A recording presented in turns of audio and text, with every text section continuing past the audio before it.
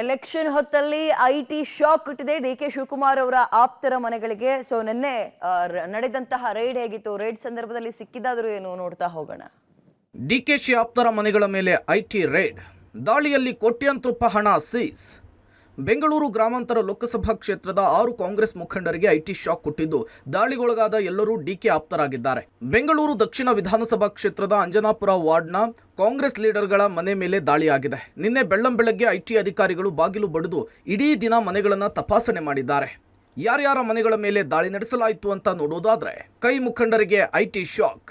S Gangadhar ಮಾಜಿ ಪಾಲಿಕೆ ಸದಸ್ಯ, ಸುಜಯ್ ಡಿಕೆ ಸುರೇಶ್ ಆಪ್ತ ಸಹಾಯಕ, ಕೆಬಿಎಲ್ ಶ್ರೀಧರ್ ಕೊಟ್ಟಿಗೇರಿ ಕಾಂಗ್ರೆಸ್ ಬ್ಲಾಕ್ ಅಧ್ಯಕ್ಷ, ಬಾಬು ಅಂಜನಾಪುರ ವಾರ್ಡ್ ಅಧ್ಯಕ್ಷ, ಚಂದ್ರು ಸ್ಥಳೀಯ ಕಾಂಗ್ರೆಸ್ ಕಾರ್ಯಕರ್ತ, ಹರೀಶ್ ಪುಟ್ಟಪ್ಪ ಕೆಬಿಎಲ್ ಶ್ರೀಧರ್ ಆಪ್ತ ಸಹಾಯಕ. ಸಂಜೆ ವೇಳೆಗೆ ದಾಳಿ ಅಂತ್ಯಗೊಳಿಸಿದ ಐಟಿ ಅಧಿಕಾರಿಗಳು ಎಲ್ಲರ ಮನೆಯಿಂದ ಕೋಟ್ಯಾಂತರ ರೂಪಾಯಿ ನಗದು ದಾಖಲಾತಿಗಳನ್ನು ಕೊಂಡೊಯ್ದಿದ್ದಾರೆ. ವಿಚಾರಣೆಗೆ ಬರುವಂತೆ ನೋಟಿಸ್ ಕೊಟ್ಟಿದ್ದಾರೆ. ದಾಳಿ ವೇಳೆ ಐಟಿ ಅಧಿಕಾರಿಗಳ ವರ್ತನೆ ಸರಿಯಿರಲಿಲ್ಲ. ಕಾಂಗ್ರೆಸ್ಗೆ ಪ್ರಚಾರ ಮಾಡಬಾರ್ದು ಅನ್ನುವ ರೀತಿಯಲ್ಲಿ ಅವರ ವರ್ತನೆ ಇತ್ತು. ನಾವು ಕಾಂಗ್ರೆಸ್ ಪರವಾಗಿ ಪ್ರಚಾರವನ್ನು ಮಾಡಲೇಬಾರ್ದಾ ಅಂಥೇಳಿ ಐಟಿ ದಾಳಿಗೊಳಗಾದಂತಹ ಗಂಗಾಧರ್ ಆಕ್ರೋಶ ವ್ಯಕ್ತಪಡಿಸಿದ್ದಾರೆ.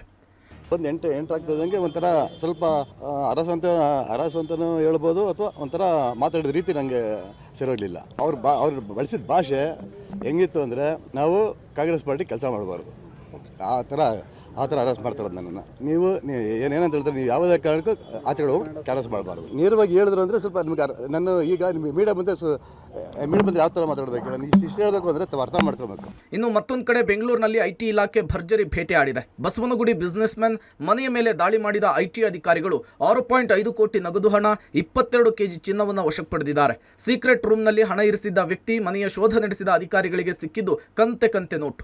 ನಗದು ಚಿನ್ನಾಭರಣವನ್ನು ವಶಕ್ಕೆ ಪಡೆದಿರುವ ಐಟಿ ಅಧಿಕಾರಿಗಳು ವಿಚಾರಣೆಯನ್ನ ನಡೆಸಿದ್ದಾರೆ. Crime bureau, public TV, Bengaluru.